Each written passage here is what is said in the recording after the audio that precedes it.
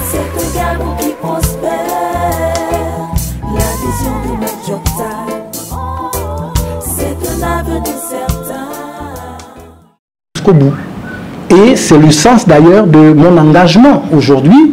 Lorsque je dis j'irai jusqu'au bout, je le dis en faisant référence à ce qu'Amo a dit en son temps.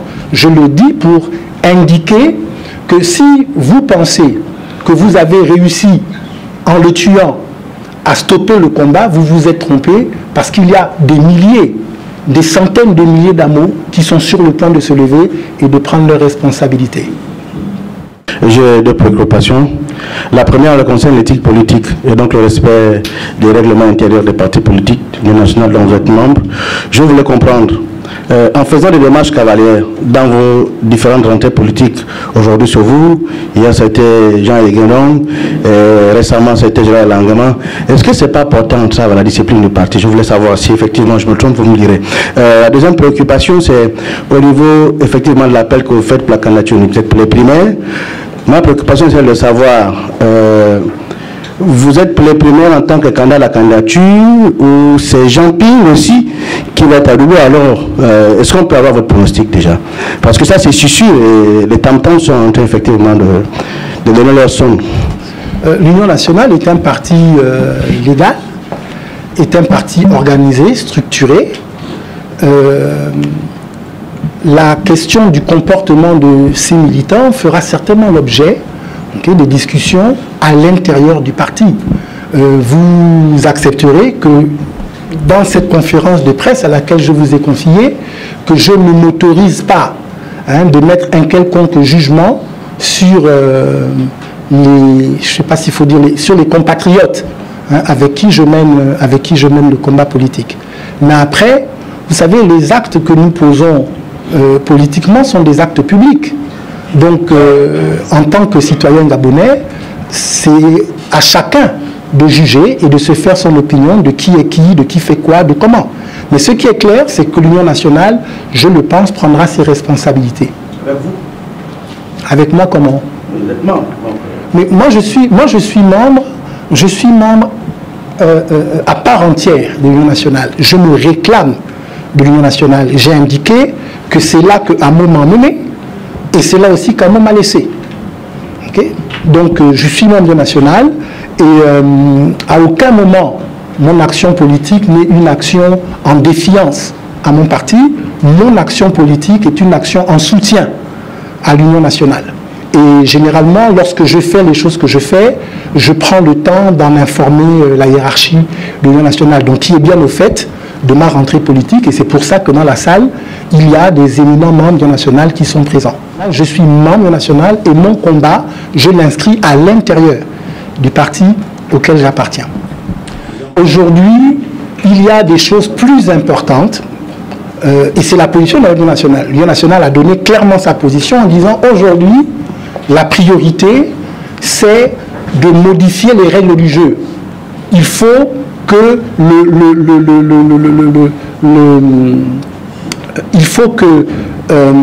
les dispositions légales d'organisation de l'élection soient changées. Et donc c'est actuellement le combat que mène le national. Et c'est dans ce combat-là que moi je m'inscris. Après, je suis Gabonais, comme tous les Gabonais. Et la loi autorise à tous les Gabonais d'être candidats. Le moment venu, si je le suis, je le dirai. Mais pour l'instant, je ne l'ai pas encore dit et je suis surpris d'ailleurs que l'on me prête ce type d'intention. Moi, mon engagement en politique, il est sincère. Et mon engagement, c'est pour la victoire du camp dans lequel j'appartiens, parce que je considère que la victoire du camp auquel j'appartiens, ce sera de façon ultime la victoire du Gabon. Je pense qu'aujourd'hui, il y a nécessité à se rassembler, à mener ce combat, pour que les mêmes causes ne produisent pas les mêmes effets.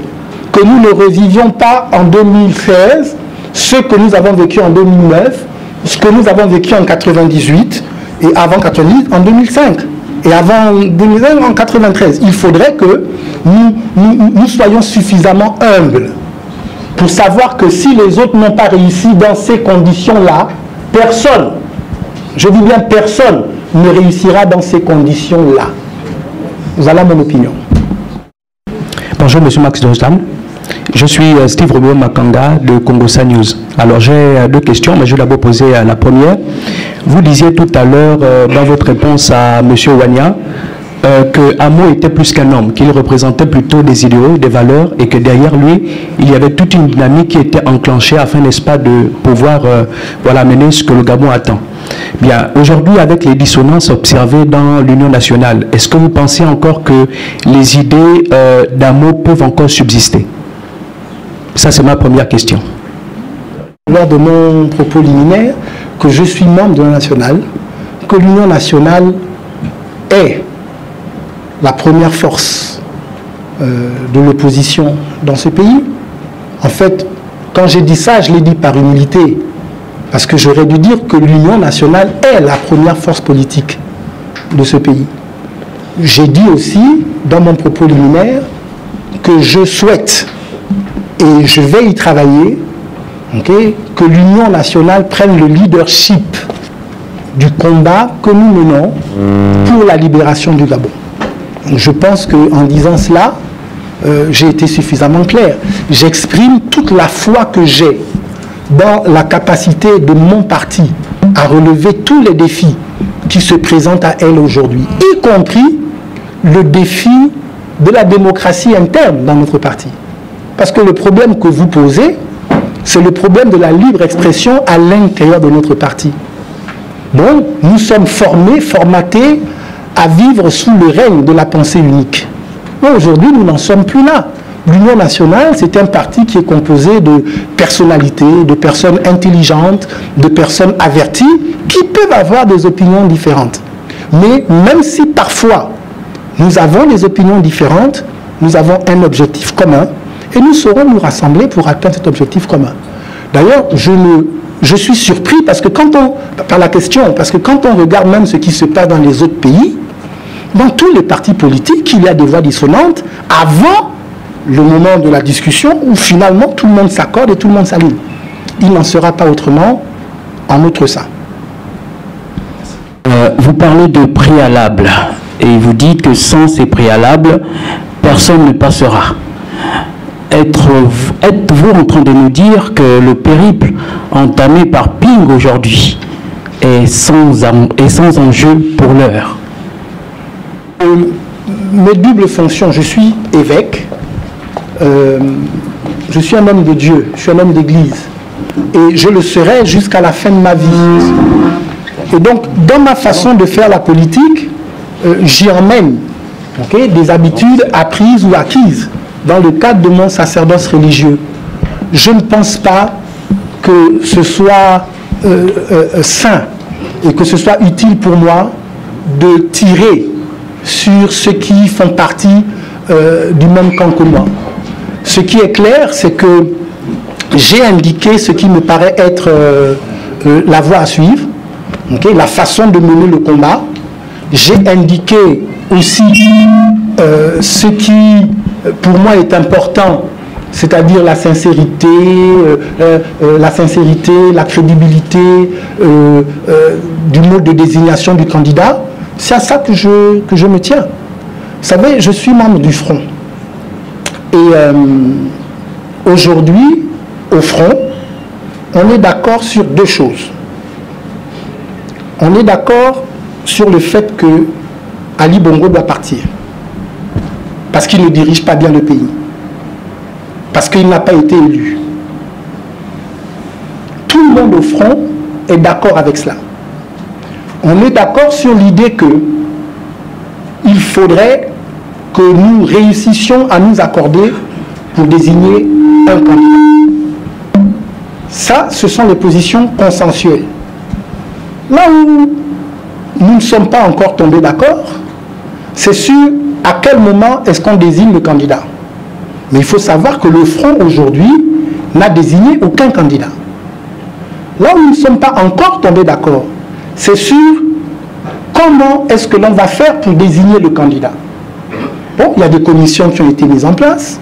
Nous avons régulièrement des réunions où nous nous retrouvons les uns avec les autres. Okay? Et dans le cadre de ces réunions, bien, nous essayons de faire des propositions. La réponse à ces questions n'est pas simple.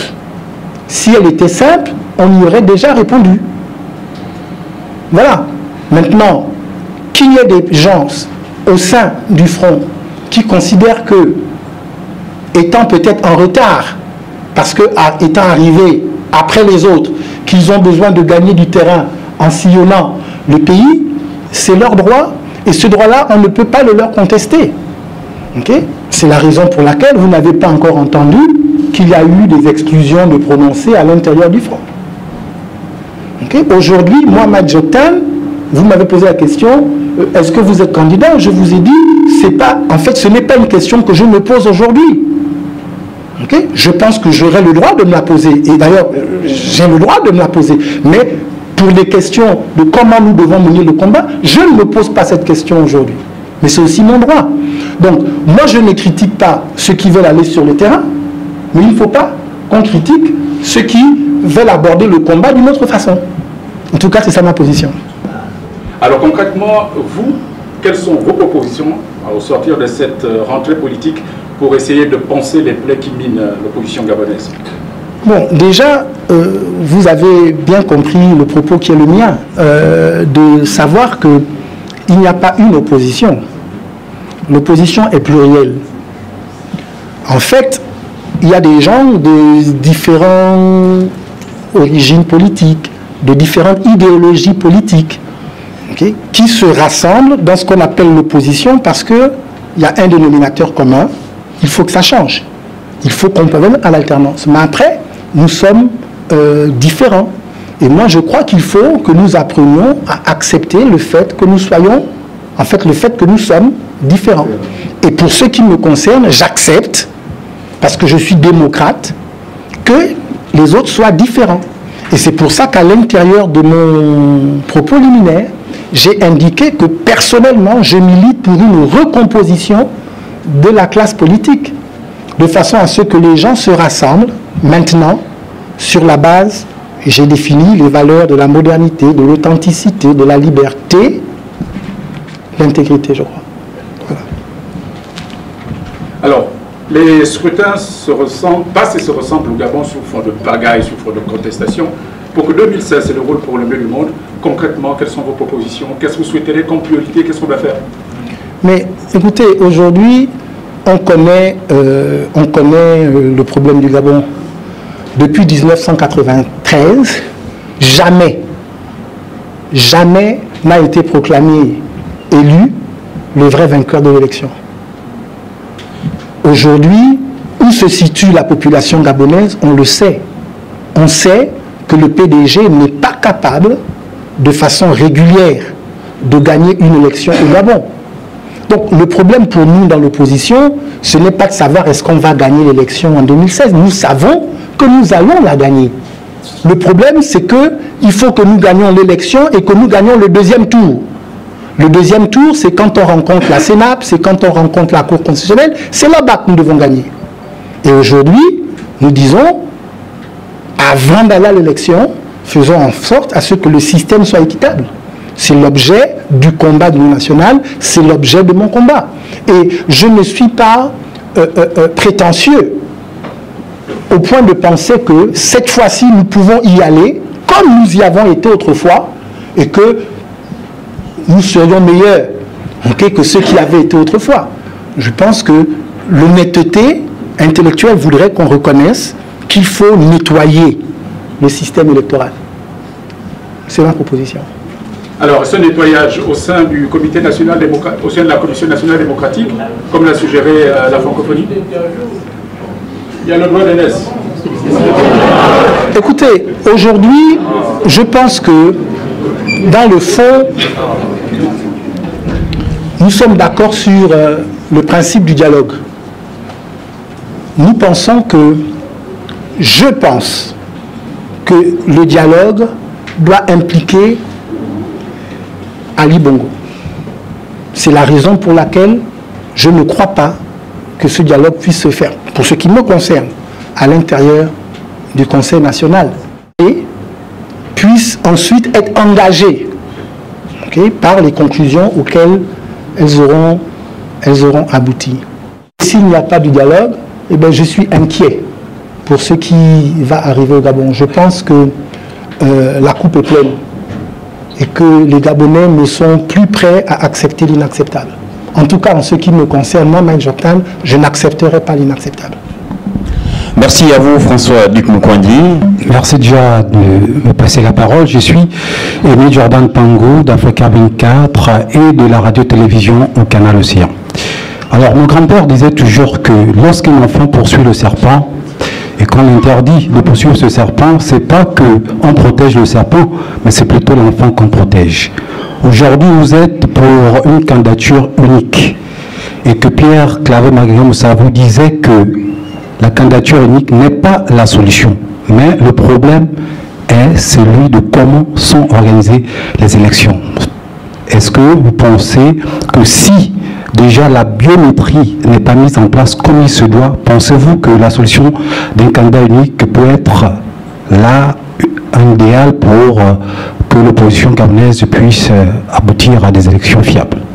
Quand on parle du système électoral, je pense aussi et notamment à la biométrie intégrale, pas la biométrie façon qu'on nous a servi aux dernières élections locales.